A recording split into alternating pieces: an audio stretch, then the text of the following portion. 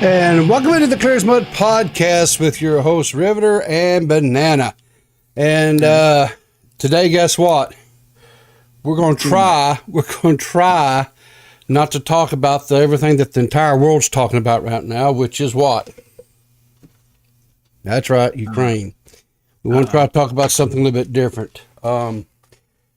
Just kind of felt like maybe we all need a little bit of break. Sometimes I don't know about you guys, but sometimes I get to, it's almost like sensory overload or some shit. You know what I'm saying? You just kind of gets overwhelming and stuff. And, the news cycle. Oh, yeah, fuck every day it's like we're all gonna die. We're all gonna die. News, and if it's not that, then it's this YouTuber or this person is so and so went on so and so's show and told them about so and so and blah blah blah blah. Well, that I'm okay with, honestly. That I'm quite all right with. I mean, you mean like the allegations, like the P word allegation? Exactly, or this one was assaulted or whatever. I just that shit. It's like that every time we turn around, right? I wish somebody would try to swing on this cowboy. So this we thought I'd do a little bit different, and so we're gonna. It's kind of funny we talked about that because actually, kind of what we're going to get into a little bit of that today, and kind of discuss was this actually a situation where was there a little bit of diddling going on? Was there a little bit of grooming going on? Well, we'll see. We're going to get into that. And we will let the audience. Elvis was something else other than a hound dog? Exactly. Oh, no. He was definitely a damn hound dog. Anyway, listen, guys, real quick, just want to let you know, remember, you are welcome to call in. We have a little Discord that you can call into. It's called the Waiting Room. If you got something that you want to say, about this segment that we're going to talk about with Elvis and stuff. If you got, something that you'd like to, to talk with us about, hop in there. Or off topic. It doesn't have to be about Elvis. I don't mind so much about it being, not being about Elvis, but I would maybe prefer to wait till we're through talking about Elvis, maybe, or maybe possibly hop in there now if it's something that's not Elvis related. Let us know. Hop in there and let us know we're watching chat. And say, hey, I want to talk about whatever. If it's not Elvis related, even now we can 100%, even talk to it before we get into the whole Elvis stuff. So anyway, before we get all that, Banana, dude, we really haven't given our fans kind of an update with what's going on with our lives, right? And they want to know what's going on because we're so damned interesting, right? Exactly. Yeah. So, all right, let's just take a few minutes before we get into all this nonsense. And what's going on with you? You've got your Stetson on. Yeah, as you can see, I have a cowboy hat. I've got myself new earbuds. I became a NFT billionaire as a result of liquidating the funds of all of my fans. I sold this NFT on the marketplace and told my fans if they just bought in, I would tell them when to sell, and that we'd all make profit. Yeah. Well, to their chagrin, I sold before they could, and then told them later, and all their money is now mine. So are we going to see your ass on CoffeeZilla? Are you going to be the next topic of a CoffeeZilla? You'll see my ass on my own private island.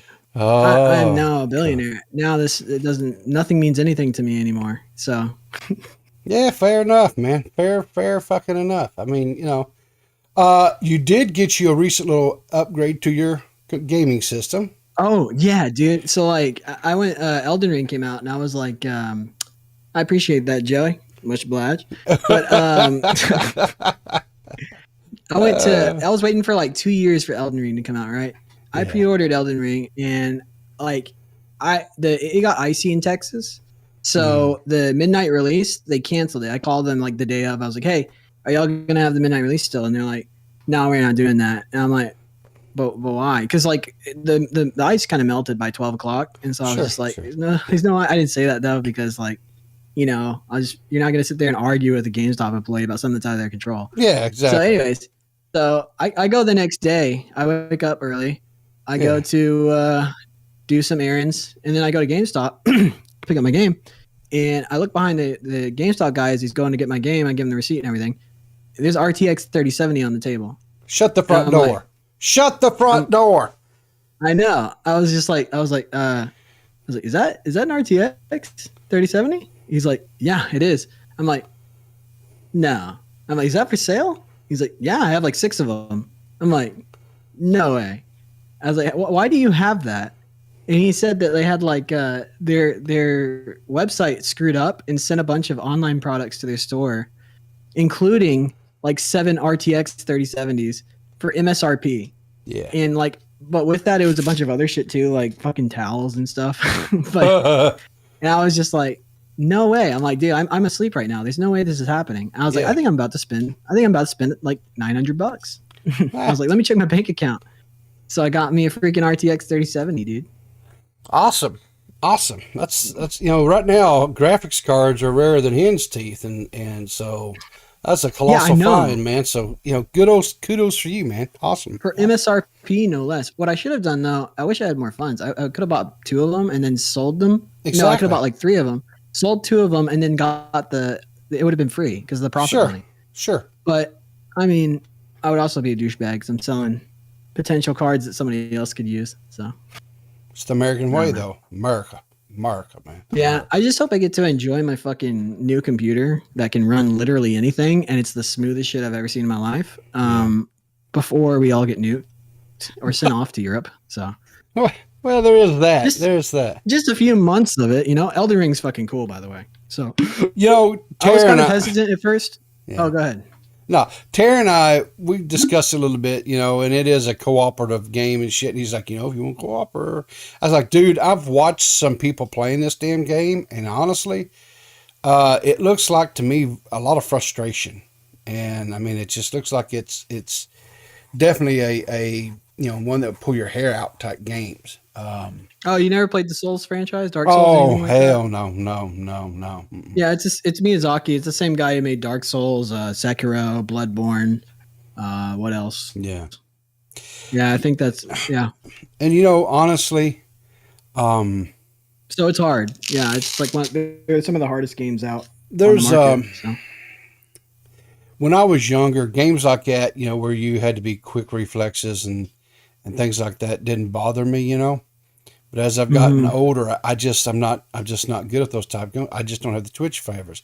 And I think I know why. Why? So, as you get older, right, there's just certain things that comes along with getting older, right? Aches, pains, things like that, right? And so, I was experiencing a lot of just aches and pains, and I start off taking the normal stuff, like you take the Advil, and then you go to the Aleve and stuff, right? And so then my doctor prescribed me some stuff because the Advil and the Aleves, they just weren't doing anything anymore.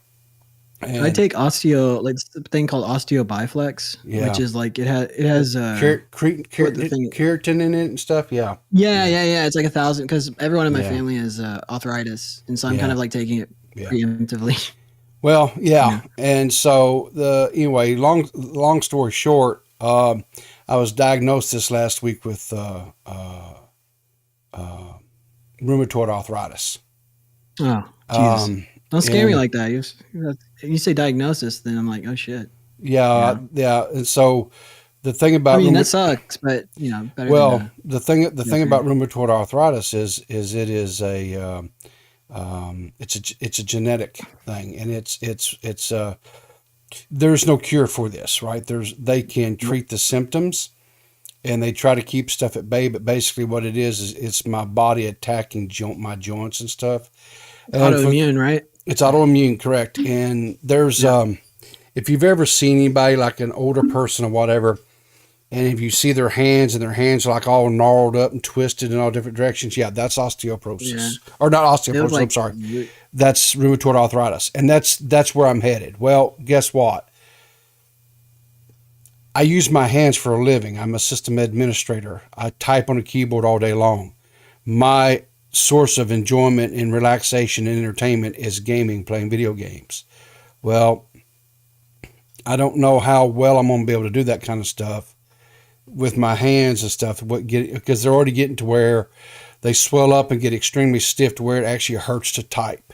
It gets it, and stuff. And I have to wear this brace. Like, it's already happening to me. So yeah, I feel it. So, but I don't know, man. Like, they have these accessibility gaming pads. Like, Ricky can't use most. Like, I don't think he can use a lot of his fingers, and so he uses like I think he uses one of those things too. So like, there's ways around it. We've got along.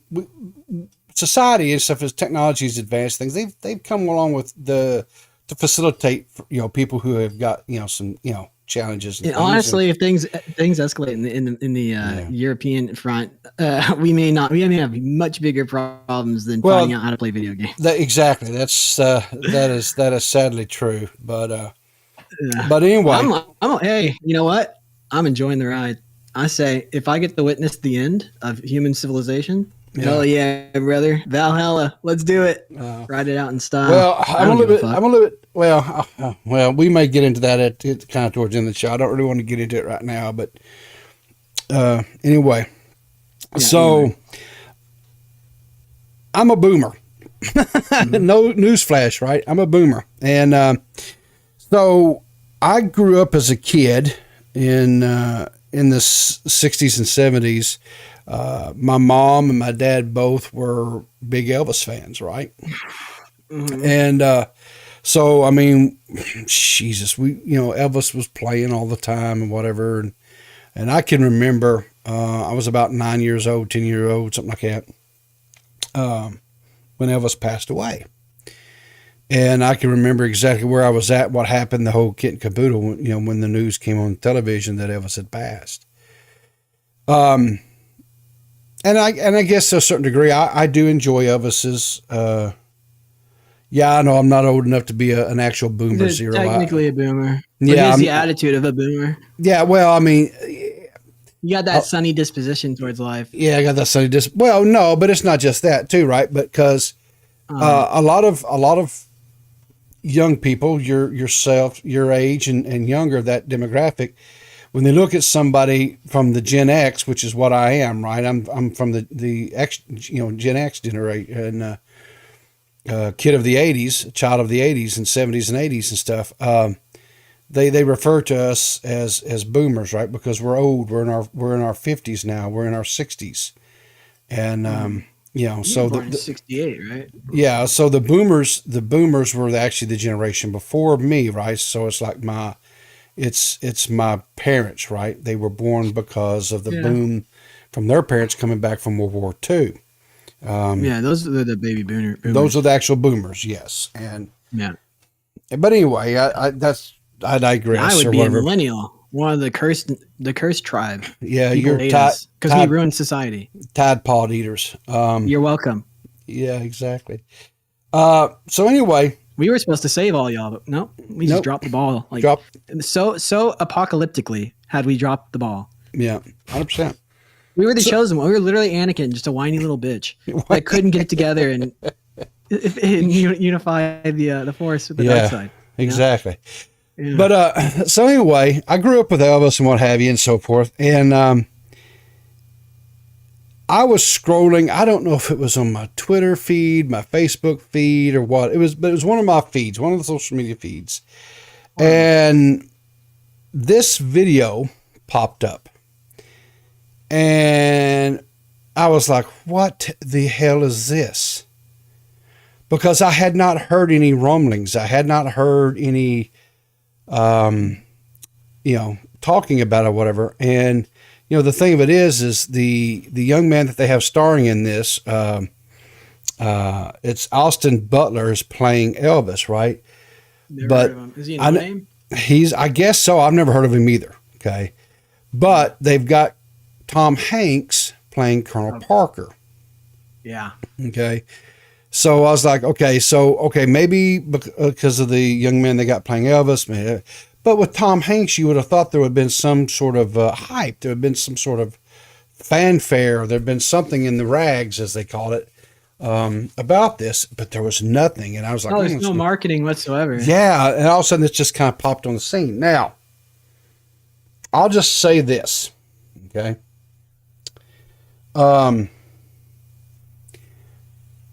What I'm going to do is I'm going to keep my opinions to the end. We're going to watch this in its entirety. It's 3 minutes. I'm not going to, you know, I don't want to get shit all over it too bad. We'll just watch it, and then we'll kind of discuss and go back and discuss certain scenes.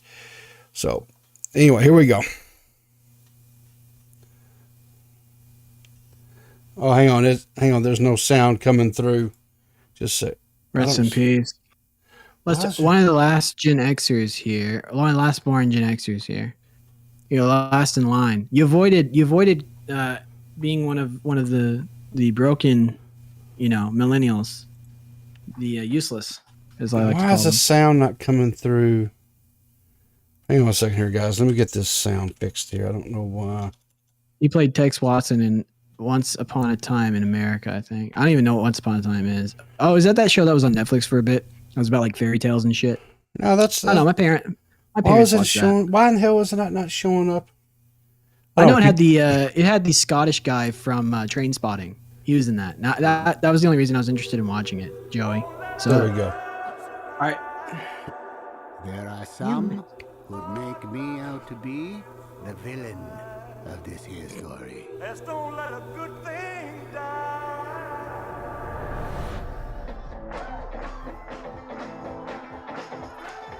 Are you born with destiny? Or does it nice lightning bolt, dude. Knocking at your door. He's a young singer from Memphis, Tennessee. Give him a warm hayride welcome. Mr. Elvis Presley. Get a haircut, buttercup. In that moment, I watched that skinny boy transform into a superhero.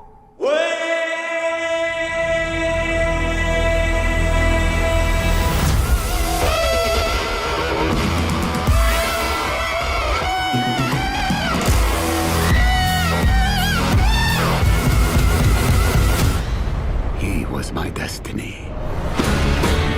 I wish to promote you, Mr. Presley.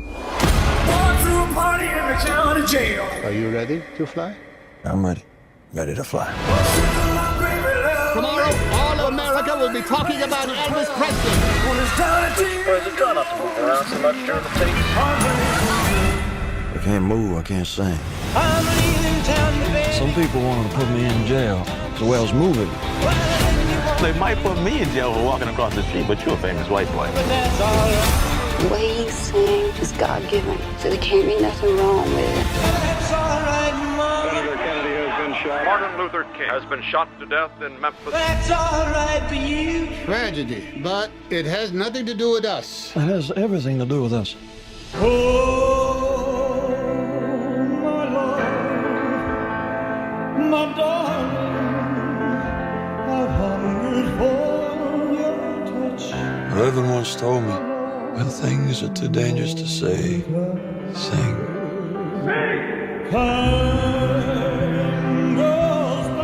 I'm gonna be 40 soon, and nobody's gonna remember me. I need to get back to who I really am. And who are you, Oz? I just gotta be making the most of this thing while I can. This can all be over in a flash.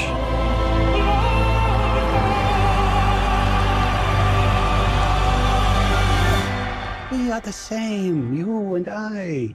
We are two odd, lonely children reaching for eternity.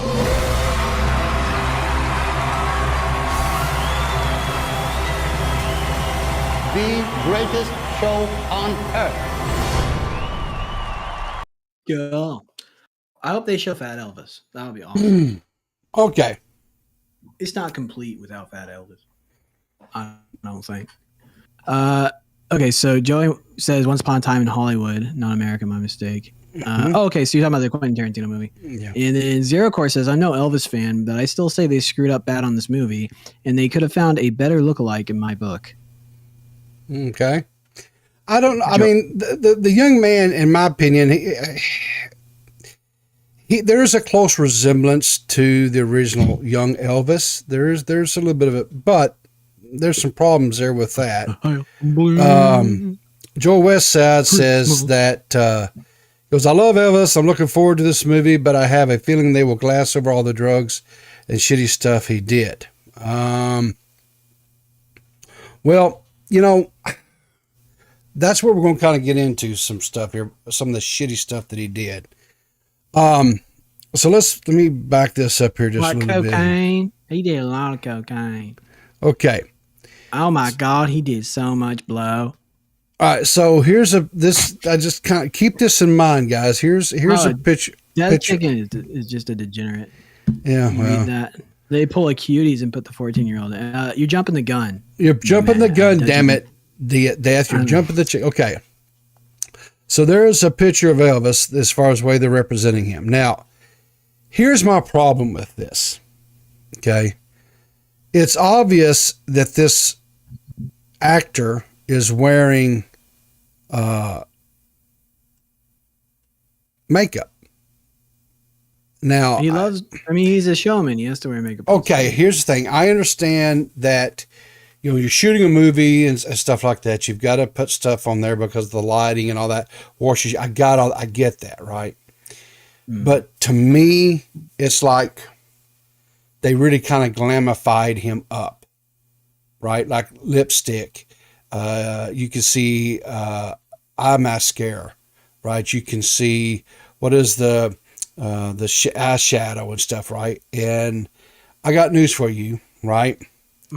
That kind of shit, right? Now, let's take a look here. Now, this here, he was a man's man. How dare you? Okay, so Elvis was a pretty boy. Now, Elvis was a pretty boy, right? He was a sex symbol. There's no denying that whatsoever. I'm not trying to deny that or whatever. He was a pretty boy. Zero Core says he didn't wear makeup. He didn't wear makeup. No, he did not wear makeup. Now this here, when I say he didn't wear makeup, what I'm saying by that is like they may have put a little bit of like, what they call it, old shoe polish on the hair, pancake or like powder and stuff to kind of cut down a little bit on the shine. Yeah, they get cornstarch and just throw it at his face. Okay, so now this here is a recording of when he was on the Ed Sullivan Show. This was in 1956. So let's just kind of take a little bit of difference of look here of Elvis. And now, ladies and gentlemen, yes, that's right, Elvis Presley.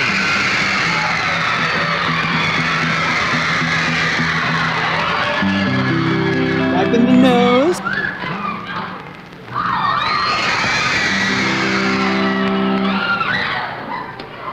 Ladies and gentlemen, could I have your attention, please?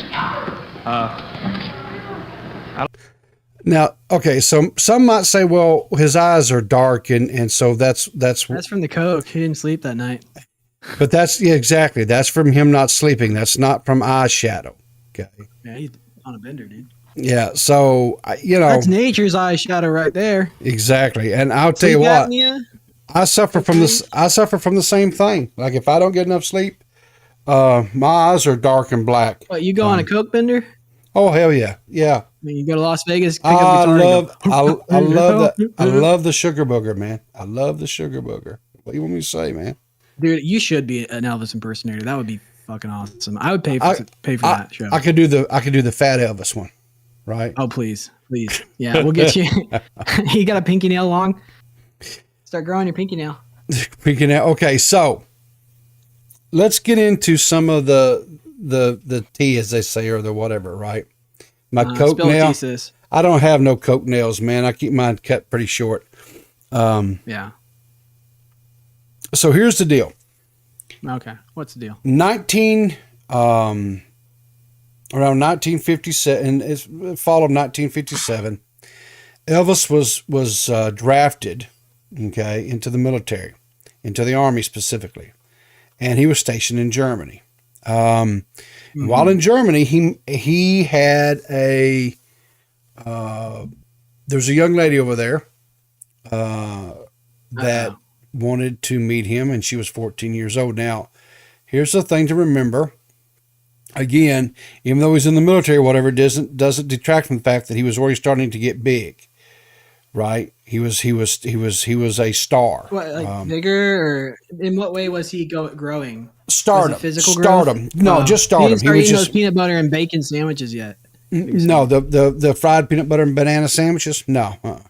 Yeah. What are you going after that? Anyway, forbidden love. So he's introduced to this young lady named Priscilla. Her father was in the Air Force. Young? 14. Oh my God. Elvis was 24. Yikes. Yeah. That's a yikes. Now, Big yikes for me, homie. Now here's the thing though, right? Mm-hmm.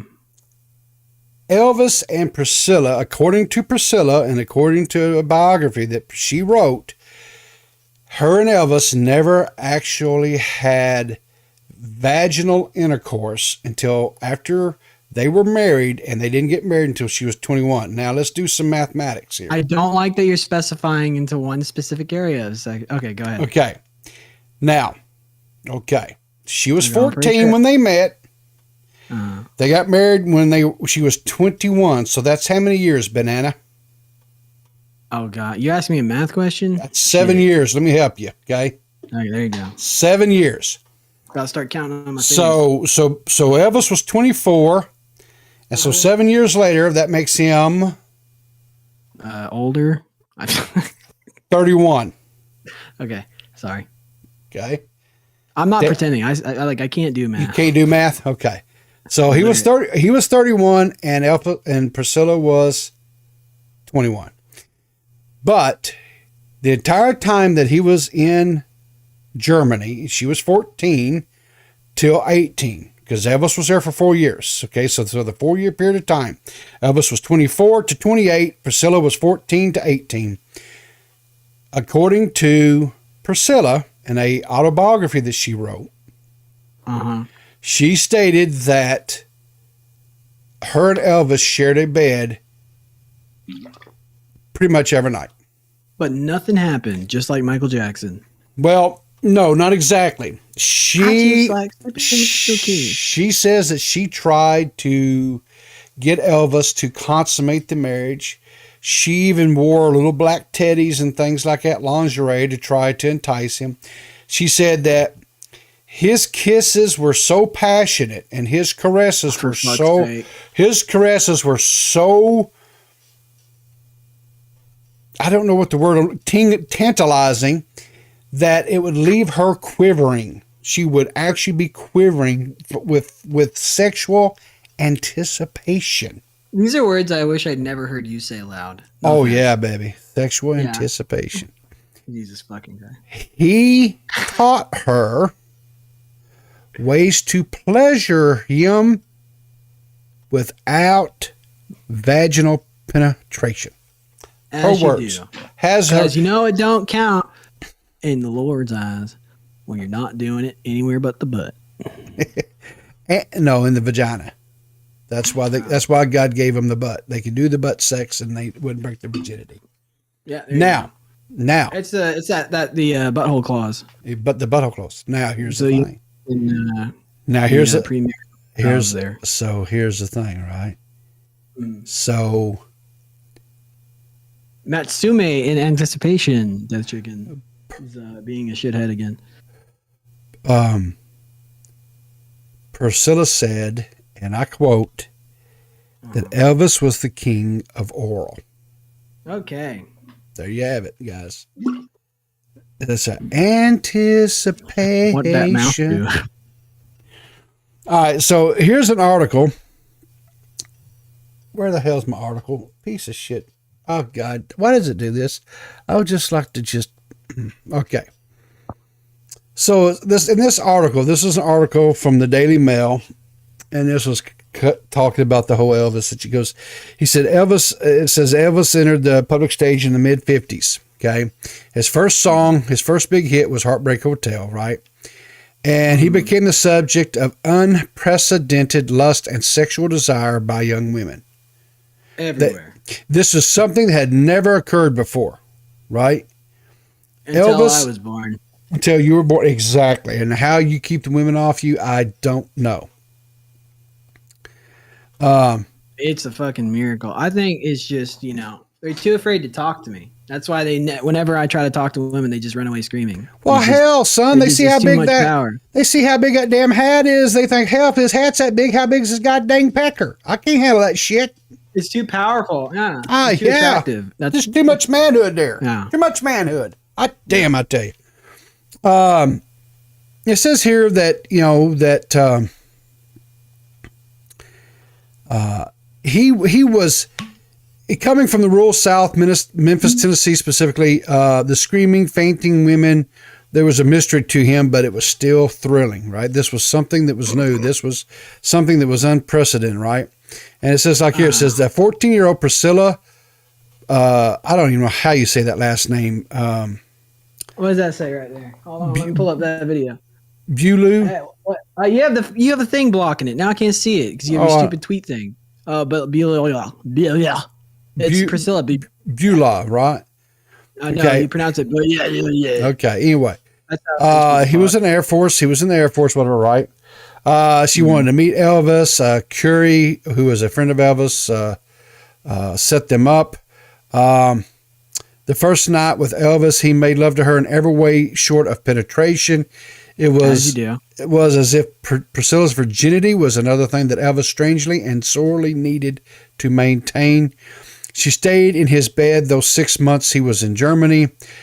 He taught me how to make love in various ways short of full intercourse, and wrote in her book, Elvis and Me, that she begged for consummation of his love, but he refused. He worked on his art of foreplay without penetration. I'm a man of morals. Exactly. Though I betrothed the 14-year-old, I shan't consummate the marriage until the day of your 18th birthday. My willpower is too strong. I am Elvis. I am Elvis. I'm calling bullshit right now. He worked on the art of foreplay without penetration and lovemaking as an entertaining. Elvis, is this like her diary? Like Dear Diary? Yeah. Elvis' outstanding talent was oral. There you go. He was the king of oral, baby. He was not gay. Anyway, so. Oh my God! It just goes on. No, go ahead, read it. Okay, now somebody's gonna clip this and make a fan fiction of Riveter. Clipping together different pieces of this audio. Well, yeah, I would hope so. I would hope so. And if they're not, then what am I even doing here, right? Hey, boomers need simps too. Exactly right. If you don't have simps by next episode, we're gonna say that's discrimination and toxic femininity. Exactly. So, let me tell you something. We'll go on a campaign to shut down the platform. By God, if Tipster can have his e-whores, I better get some too, right? Mm-hmm.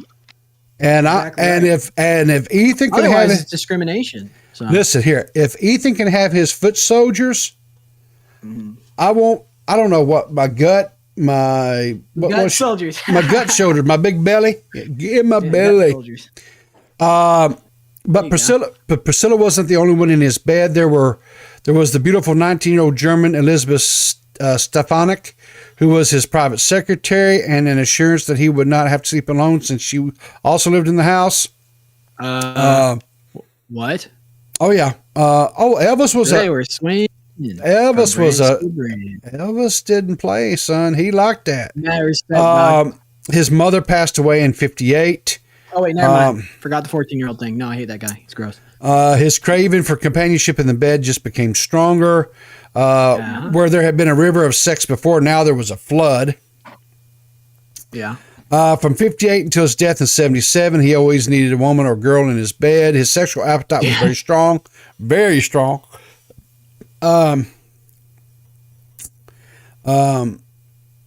Anyway, that's a picture of his mother there. And yeah, she looks so disappointed. She's like, Jesus Christ. Why did you happen? Yeah. She should have gotten an abortion. She doesn't look very happy. It says, when he left Germany in the arms of Elizabeth Stefanik, he stepped into the embrace of a local beauty queen, Anita Wood, back in Memphis. He also took up with a trio of 14-year-old girls who were game for pillow fights, tickling, kissing, and cuddling, and wrestling all together with the 22-year-old 180-pound Elvis. When Anita learned of all the other women and found a letter from Priscilla begging Elvis to bring her over from Germany for a visit, she ended the relationship. I like the premise that he's still holding on to his morals, and like he really is bound by that code. So like when they have the pillow fight, it's just Elvis beating them senselessly because he takes it so seriously. He's not. Oh, they're like, oh, this was like a flirty thing. We're like, we're going to get it with Elvis, but he's like, no, this is a war. He just starts beating him. It's like knocks him out with pillows. Pillow fight commence. Yeah, the virginal Anita was out and the virginal Priscilla was in. Says Priscilla and Elvis played nurse and patient games, handling and probing each other's bodies. At times, Elvis introduced other girls into the sex scene in his bedroom. In this play, Elvis had Priscilla and another girl pretend to make love while he watched, filmed, and sometimes joined in. Well, there you go. Elvis was a kink, man. He was a hound dog, right? My God. Some of us go our entire lives without experiencing that, sir. Maybe you could, stop dominating. Yeah. Glad he's dead. Incel pride worldwide. Anyway, but, so Elvis was a horn dog. Now, here's the thing, guys. In this day and age where we call this person a groomer or this person a pedophile or this whatever, right? We have all kinds of things that we like to label people. Sure. The thing about it is this stuff was never, Elvis was never really beat up about this. This didn't tarnish his star, as it were. This did not end his career as a entertainer, a movie star, musician. It just didn't. He was able to, and even to this day, he still has a fairly large following. You can tour his mansion, Graceland, over in Memphis. Matter of fact, a few years ago when I was over in Memphis competing in a Grand Prix for Magic MTG, we drove by it, Graceland and all that. When I was a kid, probably I'm going to say in my early teens, probably. My dad had to go over to Memphis for some business, for work and stuff.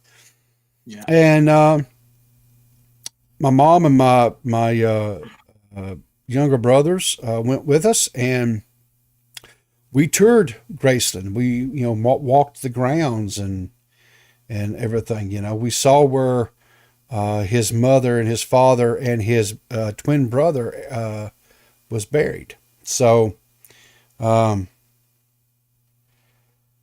see here. I mean, I never give two shits about Elvis, to be honest. Other than I always thought, like, every time he came on the radio, I was just like, oh, it's like Christmas music. Great. Yeah, oldies. Sure. My grandma listens to this shit. Yeah, but Elvis. Again, it's a generational thing, right? I get it that a lot of the younger generations probably don't listen to Elvis or whatever, but the man could sing. He had a voice. And, a lot of people said, well, he stole from the black culture and his moves, his whatever. He was raised in it, right? He attended black churches. He was raised in that culture there in Mississippi. So I don't know if you would necessarily call it stealing or not. It was stuff that influenced him and impacted him, right? You ever seen True Blood? No, I don't think. No. Never mind.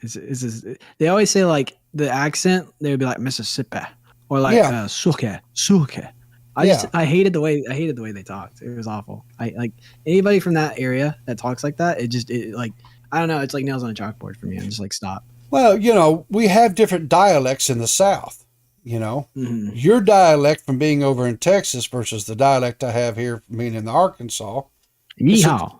It's both a Southern, what they would label it a Southern accent, but it's different. There are some differences. So yeah, I often think I don't have an accent at all, and then I'll talk to somebody on Discord like from the UK, so they're like, "No, you have an accent. You can tell you're from the South." I'm like, "No."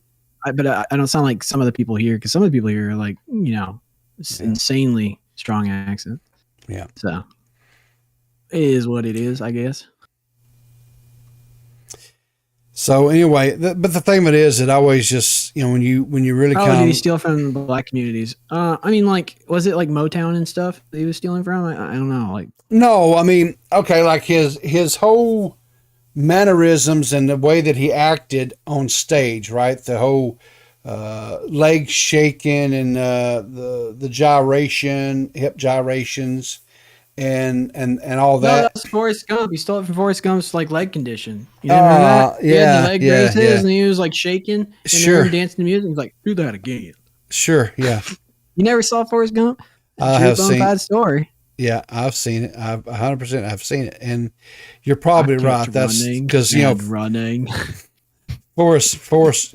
They wouldn't lie to us, right? That's exactly white. That chicken says white people have no culture. Yeah, we exist outside of space and time as people are like non-entities. We are like transients inside this world. We've sifted through another dimension as demons, and have perpetuated our stealing of others across this world.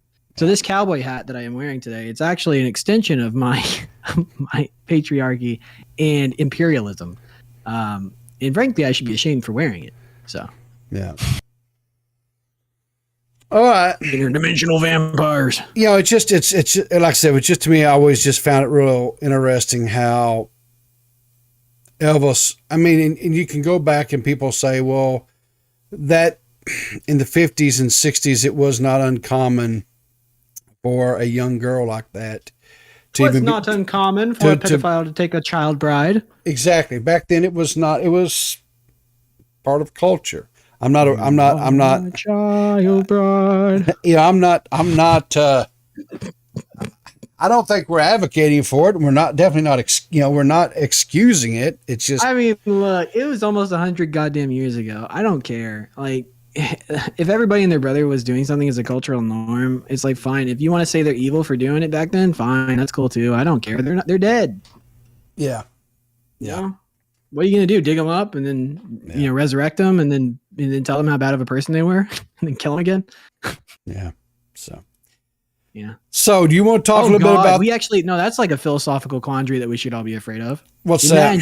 Imagine a bleak dystopian future where woke SJWs have gone so far into their tech science and gender equality and all that bullshit that then they figure out a way to resurrect people who are from the past and then upload their minds to a digital consciousness and torture them for eternity for their sins. Uh-oh. You guys should be worried about the future. Yeah. All right. Nightmare. So, Sorry, do we want to talk about Ukraine? I don't know. You have a clip of Hassan up. Oh, well, I imagine he doesn't say anything remotely intelligent. And I'm going into this blind because I don't know what the hell. I haven't heard the clip. So we'll just do a blind. Honestly, Zero Court, all that is basically jokes, but it doesn't. I mean, look, I don't care. Like, like if people want to be, what is it? Like, explicitly racist and then pretend like they're not about white people and stuff. It's like, fine. I understand that like all the modern woke shit, like some of it it has its place in society and, we need those people to progress, stuff forward. And we also need the other people to tell them, no, you're going too far. I don't care. I don't know. It's all jokey jokes. Yeah. So let's listen to this. I don't know what this is. It's from the Omni Liberal. I'm sure with it being involving Hassan, it's almost guaranteed to be some sort of horrible take because Hassan is a flipping moron. Now, let's see him bend over backwards, sideways, and forwards just to fucking justify his I do know that he recently on his stream went on a rant and made a declaration that anybody that takes clips, says is omniliberal is destiny. Okay. Just like, Oh, okay. Well, then why in the hell doesn't he have destiny up there instead of the omniliberal? What the? I don't know. People and their damn names. Okay. Anyway, I do know that he made a declaration, and this may be it. I don't know. where he was stating that anybody that takes his clips and makes them to where it makes him look like he's stupid or moronic, that he was going to do DMCA. He's going to DMCA claim. He's going to do DMT? Speak to the Clockwork Elves? Sorry. I don't know, dude. What I mean, I just know he said he was going to DMCA. I'm very silly. I'll stop. Go ahead. No, there's no need to stop. I mean, it's fucking Hassan. I mean, if there was ever a bigger law cow, in my opinion, it's Hassan. No, it's perfectly okay. No, cracker's not a slur. It's just stupid white liberal or a stupid white. Well, that's Karen. because it's because they don't hold a position of power. Imagine a world where you cared so much about your political ideations that you became this like Eeyore character from Winnie the Pooh, who's just miserable all the time. Yeah. And then you go around going, everyone's stupid. I'm smart. Is that like a fun way to live? I don't know. I don't want to be that guy. I just want to have fun. I don't give a shit what anyone believes. As long as they're fun to hang out with, I don't care. Like, and if you're the kind of guy that brings that shit up at like a public, thing, nobody likes you. You're not fun. Even like nobody likes to be preached at, So I don't know. He can have a show and stuff, but man, what an asshole. Okay, let's listen to what he has to say here. Yeah, let's listen. So chill out. Also, why would Russia is never going to nuke Ukraine, guys? That would kill Russia. The proximity of Ukraine to Moscow is part of the reason why they're invading Ukraine right now and want it to remain a buffer state. Why would they fucking nuke their own backyard and then end up killing themselves? Please think about that for a brief moment. If Russia is nuking anywhere, they're nuking Western Europe, okay? They're never nuking Ukraine. So chill out. Also, why would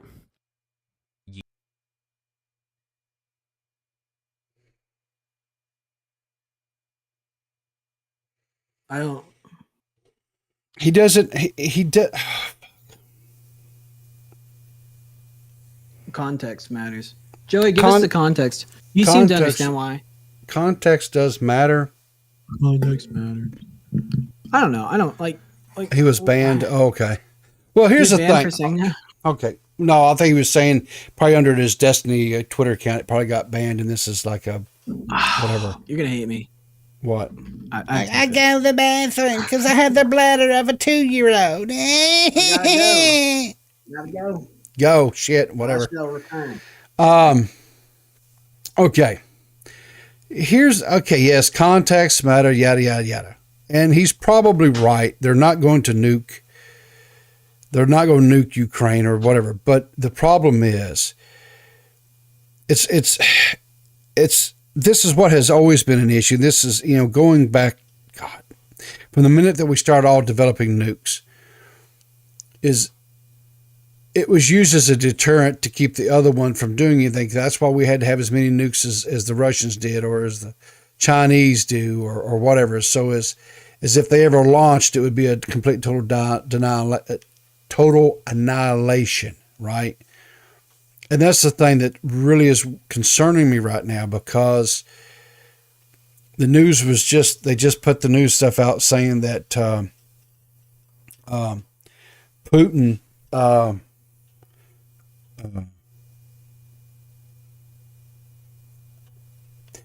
has increased the threat level with his nuclear forces. Okay. This is, it's getting, I don't know. It's just, oh, this dickwad. Did you read these comments already? What's that? From Zero Core. Oh, this dickwad. I can't stand this clown. Effason, or however you say his name. What an idiot. Us Americans drop nukes on our own dang country for the sake of testing. Hello, is anyone? Yeah, I didn't like. Well, they think that what they care about is how they're going to operate, and it's like, you don't understand when people like Putin decide they want something. No move on the board is off limits, Jack. Not only is Western nations up for good old nuking. So is all of Europe and some of Russia as well. If it means getting what you want at the end of the day, why not? I don't know. It just seems reasonable to me. I may be talking about my ass though, because like I don't really know that much about like I know some, enough to get by, but like in terms of like how militaries operate in times of intense stress and towards. I mean, you could look at like the Cold War for a good example with what was it, Gorbachev? Was that Gorbachev? What's that? The Cold War. Yes, Gorbachev was the leader of the USSR. Back then, it was still the USSR, right? It wasn't Russia. It was the United Socialist Soviet Republic. And he said real quick. He said, "If I get drafted, I'm going to go hide with my family in the Welsh countryside. If like they enact a draft, I'll enlist. I'm not gonna draft dodge. I'll go." For sure, if they raise the age and all that jazz. That's a very big if. I saw Tommy stream the other day where he's talking about it. He said the chances have gone up. It's like I'm making my plan. If that happens. But what were you saying? I'm sorry. Gorbachev was the leader of the USSR. He was the leader. He was the I don't know what they call it over there or at that point in time, or I don't remember what it was. But yes, he was the leader of USSR. Now the USSR is different to what we have now, because the USSR collapsed because basically America, Great Britain, President Reagan at the time, Prime Minister Thatcher at the time, those two world leaders came together and was able to effectively spin Russia into such an indebtedness that they couldn't compete. Through basically building up military. That's what Reagan and Margaret Thatcher did. They built the respective countries' military forces to where Russia couldn't keep, and so they collapsed. And once they collapsed, yes, the Berlin Wall came down, and then you had all these countries over there that were once part of USSR that declared their independence. Ukraine was one of these countries. Yes. Yep. And so, you were alive during the 1980s whenever. Oh yes, and there was lots of things that was going on that I honestly, I was for their independence. I was scared to death that there was a few times and incidences that it got heated enough to where I, as a 17, 18-year-old young man,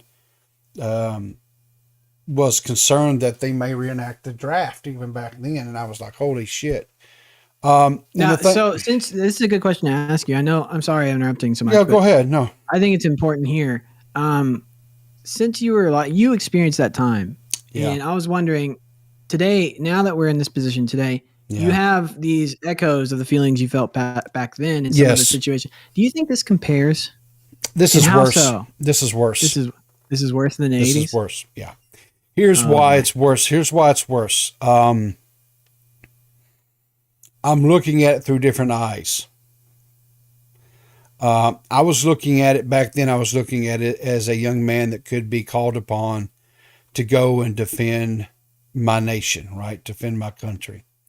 I'm now looking at it as a father with two young men that could be called upon to go and defend this nation. Okay.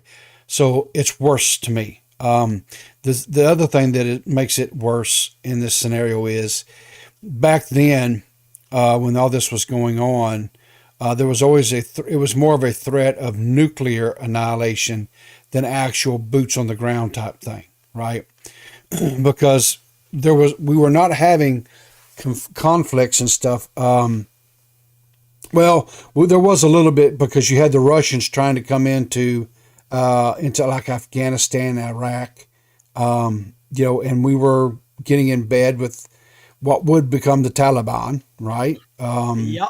Iran-Contra bullshit. Yep, exactly. Well, here's the thing I hope though, and this is my hope for the best case scenario. Yeah. I hope, and I think Putin's probably aware of this.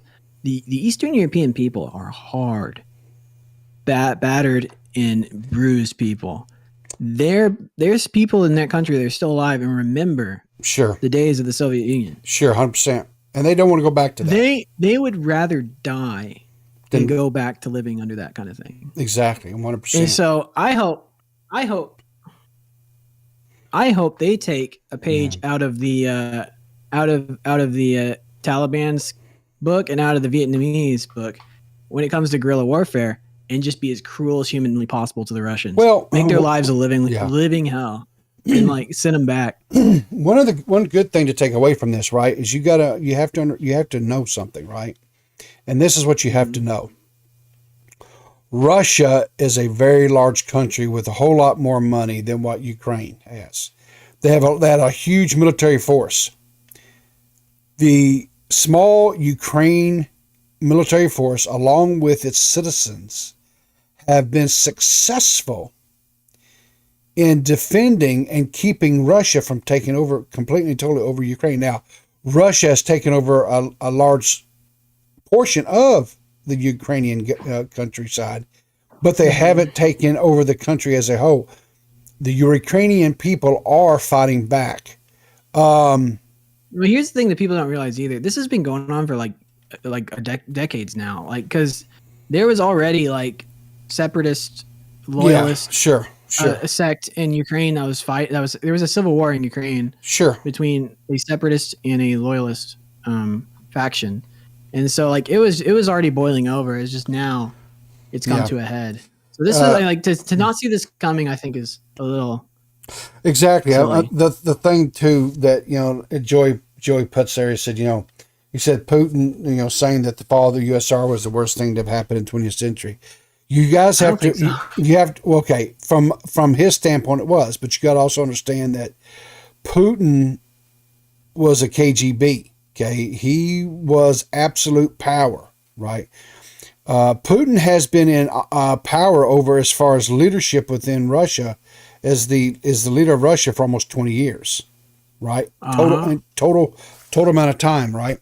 And those hands have taken many lives. And the thing,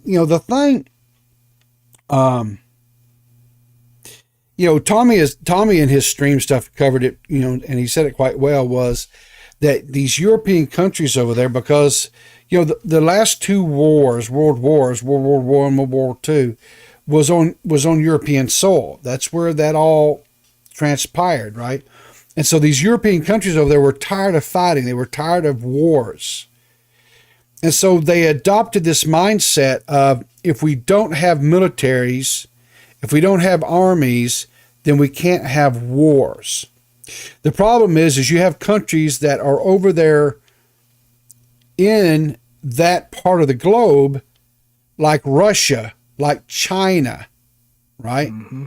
They don't have that mindset.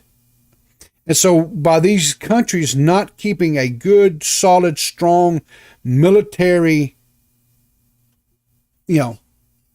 base, it makes it easy for them to just be, decimated. So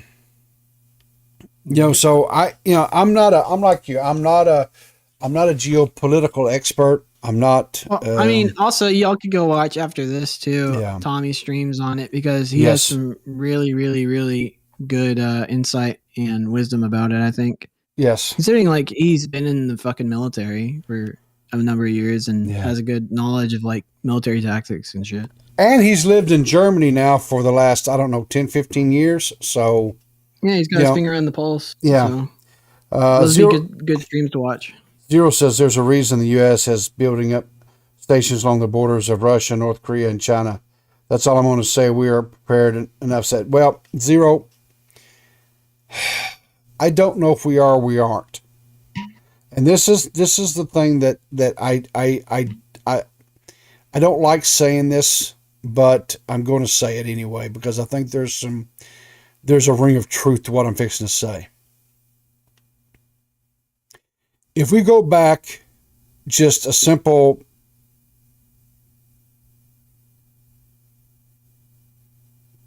20 years, okay? 20 years ago, 9/11 occurred, right? 2001, right? Mm-hmm. Okay. So 2001 happened where we had a attack on American soil by a terrorist organization. Okay. Yep. All right. Young men were lining up around the block, enlisting in the military to go and fight this war on terror, as it was called. Right? Okay. Yep. Yep. In World War II, after December 7th, 1941, young men were lining up around the block. They were lying about their age to get in and fight. You had boys, 15, 16 years old that was lying, saying they were 18 to get in and to go into fight.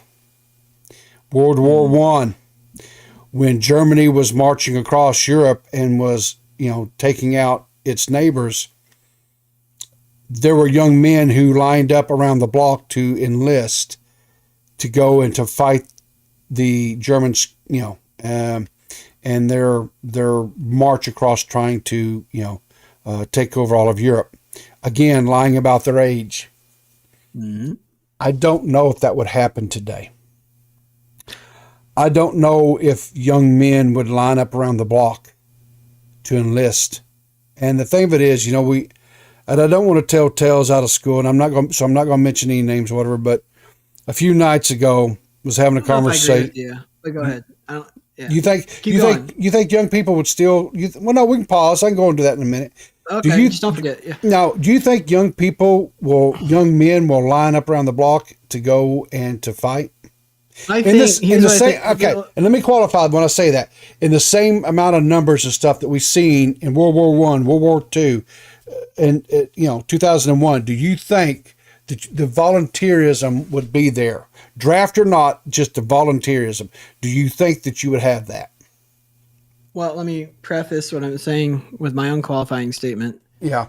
I think, excuse me, I think post-Vietnam War and post-Iraqi War, there was some issues with the unified narrative of Americans.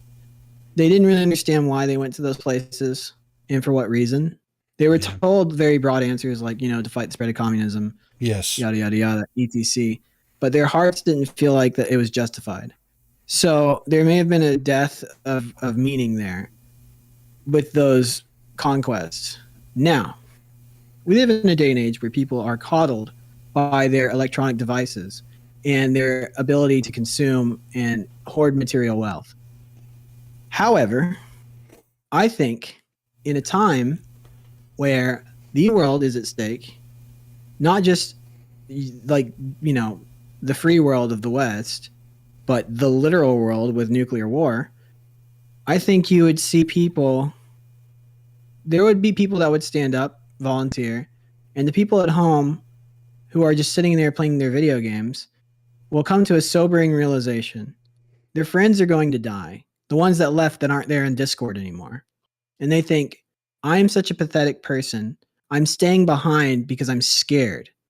What good is my life anyway if I just waste it here on the computer and then another country comes and ruins the very freedom that we have and takes away everything that I enjoy? Not only that, they kill my friends who did sacrifice to go to war.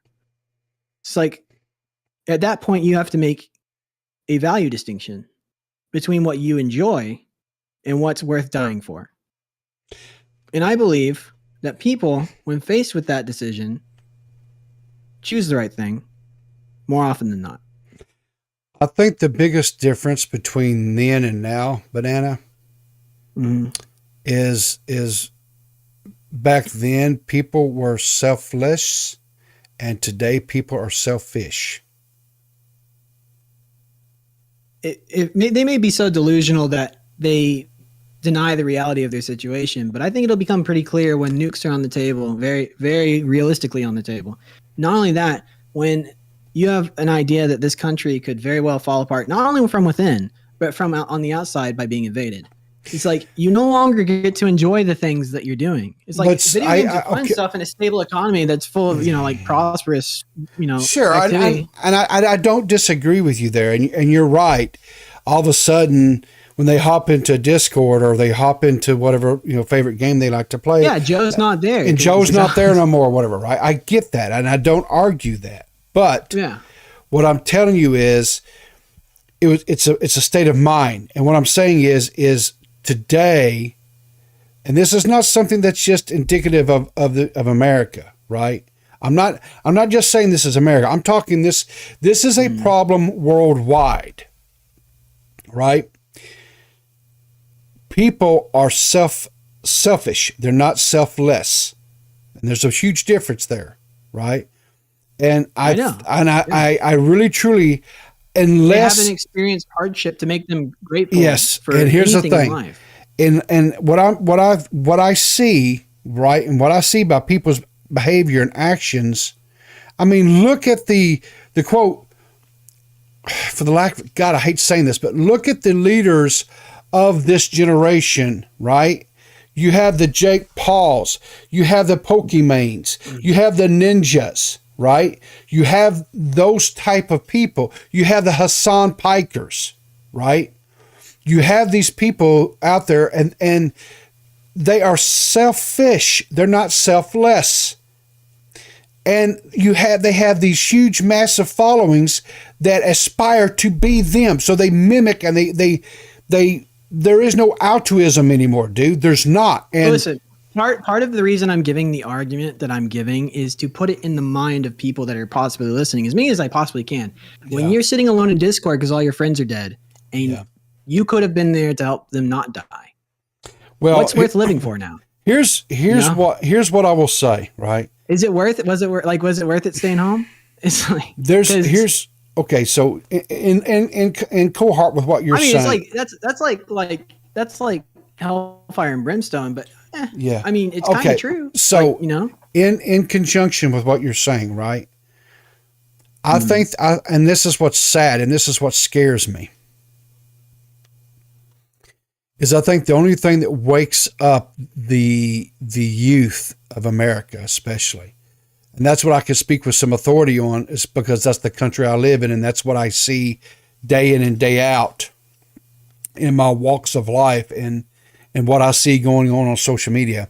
I think the only thing that wakes them up is if all of a sudden we actually have aggressors here on American soil, to where all of a sudden they have combatants that's walking down Main Street in whatever city it is that they live in, and all of a sudden they have to fear for their lives, because, and not only their lives, but the lives of their mother, their father, their siblings, their friends, to where they're forced. Now it's your fault. Yeah, now it's your fault. Every person has an introspective moment where you said, we didn't keep the fires lit. Exactly. We forgot the east, that north of the wall, that there were things called White Walkers. We didn't believe they existed. Exactly. And so now they're coming to kill all of us, and they're going to eat our children, you know, and stuff like that. But I'm speaking as a mythological representation. Look, honestly, I think putting the message out like I am, it's like there's a call to duty. I am more afraid individually. This is my opinion on it. Whenever it comes time for that kind of thing to happen, I am more afraid by not participating. I contributed to the death of freedom and the Western world itself. Yeah. And it's my personal fault. If I were to stay home and not play some vital role that I was needed over there, you know? And obviously I didn't do, I've never signed up for the military. So it's it's a lofty position to take. We'll see what happens when the time comes, you know? I'm not just fucking grandstanding. Yeah. But I mean, I think I would stick true to that line of thinking, is if when the time comes, I'll go. And the thing is, you know, what can I do? I'm not physically where I could do the things that you young men can do. I can't get out here and march for miles upon miles. I can't do that shit. I can't physically do that. What you're doing now is good enough. You're telling the younger generations, you're doing what you can. Yeah. I don't know. I think zero. Go ahead. Sorry. I just look at it this way. I would personally rather, and I don't say this I'm not trying to, I'm a good, no, it's not. I would personally rather go over and put myself in harm's way to keep you young men here home safe, because you guys have your whole lives ahead of you and I don't. And, you know, and I look at it like this, you know, if they could get me into a damn trench somewhere or something and get a gun and some bullets, I can fucking squeeze the trigger. And I'll take as many of the sons of bitches with me as I can. Well, there was, I mean, like in World War II, they had the entire country restructured to supply the war efforts. They literally turned the model for like schools now were set up in World War II, like factory systems. They were teaching, they were set up in assembly lines to teach them how to be effective factory workers. So, because everyone was, the whole nation was geared towards supplying the war effort. So like there was roles for other people that were non-combatants, people that are disabled, etc. I know. Like they provided, like there's the famous Rosie the Riveter. Is that what it's called? Yeah, Rosie the Riveter. Yes. And she was like, we can do it. And there was the women of World War II that helped, supply the war effort. There was the nurses. There was the women and men who were for medical reasons not allowed to serve. They are the ones who supplied the war machine. Right. Sure. They made the bombers, they made the artillery, they made the guns, they made the ammunition, they made everything to allow the young men to do what they did. And everyone contributed. Everybody contributed. Everybody made sacrifices. And you may be completely right. I'm taking a very optimistic point of view because I understand the point you're making very well. It's like we have lost any sort of meaning or developmental understanding of how we're supposed to operate as a country because nobody's been taught ethical standards that match up to something morally good. It's it's all about like consumption and what you can do for yourself. Exactly. We don't look outward anymore. All we do is we look inward. That's it. We focus on ourselves. And here's I would say the opposite. I would say not enough introspection. I want to point out this comment for you specifically because I think it's very important. Zero Core says, I don't think our current society has any comprehension of what nuclear war really means. Those of us old enough to have learned about MAD in school actually get it. Yeah. However, they don't teach the important shit in school anymore. Yeah. Zero is 100% correct. They don't, I pray, first of all, I pray that this de-escalates. I pray that Putin reels in his crazy, maniacal, just, and takes his shit and goes home. I pray. I don't think that's what's going to happen. I think this is going to escalate. I fear it's going to escalate. I think a time's coming where all of us are going to have to make some very, very hard decisions. And here's the thing, guys, and I don't want to be a doom and gloomer, and I don't want to be one of these people that are out here banging on a drum saying, go to war. No, I'm not that at all. What I'm saying is, it's like a conversation. I'm going to root back to what I was continuing thought earlier. Yeah. I had several nights ago, I had a conversation with a bunch of young people, and, a person in there made a comment or made a statement that because they have some challenges that would prevent them from being able to serve in the military, that they had nothing to worry about. And I said, well, okay, fair enough. Yeah, you couldn't serve in the military because of those challenges. However, if you have aggressive forces, be it Russia or China or whatever, that's walking through the streets of your hometown, they're not going to give a shit. The rules change pretty quick. They don't give a shit. They don't give a shit if you face mental challenges or you have, depression or whatever it is. They don't fucking care. And the only thing that matters is you better, by God, be able to defend yourself, to defend your loved ones. Okay. Well, hopefully that we don't get there. No. And Banana and I kind of had a conversation. We was kind of talking about this a little bit, just candidly, whatever, before the show today. And I was like, when this is all said and done, and I hope that it winds up in a as peaceable scenario that can occur at this point, solution, right? That is my prayer. But one of the things that I think is going to spark a conversation now, right, is this. You have people in the U.S. that are pro Second Amendment, and you have people who are not pro Second Amendment, right? They don't subscribe to the ideology that Banana or myself or anyone else should be able to. All my homies should have AR-15s. That we should be able to possess whatever type of weapon we want. They think that the Second Amendment was only referring to the old musket and ball and, that type of stuff. They don't think it was doesn't address what the modern weapons we have access to today. They don't think that. Okay. And here's the thing. That's what they believe. That's what they feel. I disagree with them. I think that they're wrong. And I think they're on the wrong side of the law on it and what the Second Amendment says.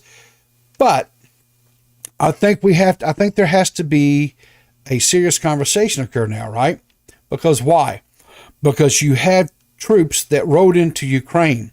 Now, here's the thing I'm going to say up front, and I'm going to be honest about this. I don't know what Ukrainian law was about its citizenry being able to possess any type of firearms at all, period, right? I don't know if they're allowed to or not allowed to, right? I will say this. I know that in most European countries over there, the citizenry is not allowed to have firearms. They're not, other than possibly they might be allowed to have a shotgun like that they can go do, bird hunting with and stuff like that, right? But they're not allowed to have any type of rifle or anything like that. Now, Russia comes in, they're arming their citizens now in Ukraine and putting rifles in their hands so that they can combat and fight these aggressors that are coming onto their neighbors and into their communities, right? Well, if the citizens were allowed to even have something as simple as a deer rifle or something like that they could openly engage in combat with, right? Anything, even a shotgun, I don't give a shit. If they're able to use that to kill some of these aggressors, then they're able to then take those supplies that those aggressors have to be able to then they've got rifles that they can better defend, right? So, I think this is a conversation that's going to have to be had here in America. And I think we're frankly late for the conversation. Yeah. Go ahead. We were talking about this last night in with two other people in the old VC there, and oddly enough the conversation that wasn't about World War III was kind of similar. And I was saying, long story short, Americans don't understand how people work on a fundamental primal level because we have lost our touch with death. We don't experience much of any hardship in comparison to the rest of the way that the rest of the world operated for thousands of years before something like America existed. I mean, back even into the 1900s, 1800s, 1700s, people would have kids. They'd have like 13 kids, and then all of them would die except for maybe one or two if they were lucky. Yeah. I mean, out of hardship comes gratitude for existence. It's such a weird thing. It's like it's arbitrary that we've been thrown into this point in time. Everyone's born into this confusion of why am I here and not elsewhere in time? And why is it that we have to exist in a time where we may have to make such hard decisions? And Americans haven't had to grapple with some of these hard things to deal with because we've had it so fucking good. We've had such good material excess, such trivial problems that now we're tearing ourselves apart because of the lack of problems. We're creating new ones. So anyways, I think something kicks in when there's extreme tragedy, like the same thing happened in 9/11, when people see things like mass death, a lot of their fellow countrymen dying, anything like that, something kicks in. And I think people change very quickly. It's like they're programmed. But I don't know. I'm just hoping that happens, that people get on the ball and they start to understand that regardless of the arbitrary nature of where we find ourselves, even though it's not our problem that Russia or China are aggressing further against other countries and that, America has made its own problems in the Middle East and all that stuff. And we're not exactly the nicest nation. None of that really matters. Now we're in a place where we have to start making some very tough decisions on a personal level. So it's like, I hope to God, I hope like Tommy hopes and everybody else hopes that's been talking about it. Cause these are kind of echoes of other conversations. Yep. But, everything kind of calms down. But on the off chance it doesn't, we got to choose. So, yeah. All right. Well, guys, I think I'm going to wrap that up there. We've been on for about an hour and a half now. I think, I don't see anybody in the waiting room wanting to call, and that's cool. Whatever. Hopefully we'll get some callers in the future. Religious, not religious, what each to their own. But if you the Ukrainian people, they're going through just absolute hell right now. And, just send positivity, thoughts, prayers. There's young men. Shit, atheists everywhere are praying right now. Let's be real, Jack. There's it's that old adage, there's no atheist in a foxhole. Yeah. There's husbands, there's sons, there's brothers, that are not going to be with people because of this, that have lost their lives already because of this. There's, so let's keep things in perspective, and I don't want to say in the show necessarily on a down note, but I just want to be honest and real about it. And I know a lot of people are having some fun at this on Twitter and social media, and they're putting out little funnies and things about this and that. Just and coping. It's coping, and some of it is. To be honest, to your point, Riveter, and I'm sorry to interrupt you like the millionth time today, but like it fine. would have been tone deaf for us to just ignore like the World War III thing entirely. Yeah. It would just be weird because like literally, it's like it's like no other point in my lifetime have things been this tense. Yeah. I mean, Yeah. Jesus, dude, they talked about it at church today. Like it was rough, So I mean, like it's not for nothing, No, it's not, and I don't know. I just want to, I don't know. I don't know what to say. I just. I hope Ukraine fucking puts up a hell of a fight and kicks the Russians' ass all the way back to home. Well, they are. They're doing a hell of a job. I mean, God that's what I bless have them. to say. I'm sorry that they have to Yeah. deal with this personally. Yeah. I can't imagine. I can't fucking imagine. No, but they are. They're keeping them. You know what I'm saying? Russia's just not rolling over them, and I think that goes to show the just ruggedness and the tenacity, the grit of the Ukrainian people. And my God, I tip my hat to them. And I just, and here's the thing too, and I know some of the stuff that they're putting out in the memes or whatever is also to bolster and to it's part of the bring, propaganda effort. Yes, sure. 100%. Not pejorative way, but to bolster the Ukrainian people and keep them their heads up. And the thing about it is I see all across the globe that people are on the right side with this. They are standing with the Ukrainian people. They are sending supplies. They're taking in the refugees. They're not, and here's the thing. I see some of these brain dead people making things like talking about, well, I hope they're all vaccinated. Well, you know what? I don't really fucking think they're caring whether or not they're fucking vaccinated when they're running from missiles and shelling and gunfire. You got young women. That's what I was saying. They're so disconnected from reality. It's like you have not experienced any hardship in your life. You have no fucking clue that you're talking about fucking vaccines. So shut the fuck up. Or that idiot woman that was on there talking about how if she had been Putin's mom, she'd give him more hugs and how that would have fixed him. You ignorant bitch. You just don't. It's like Tommy said, they have no concept of evil. They don't understand. They do not. They've never seen an evil person in their life. They do not know. They don't understand that there's evil. Evil exists in this world for the sake of evil. That's it. They don't care. I mean, it's like that scene from Batman where Alfred is sitting there and explaining to Bruce Wayne about there are people who just love to see the world burn, right?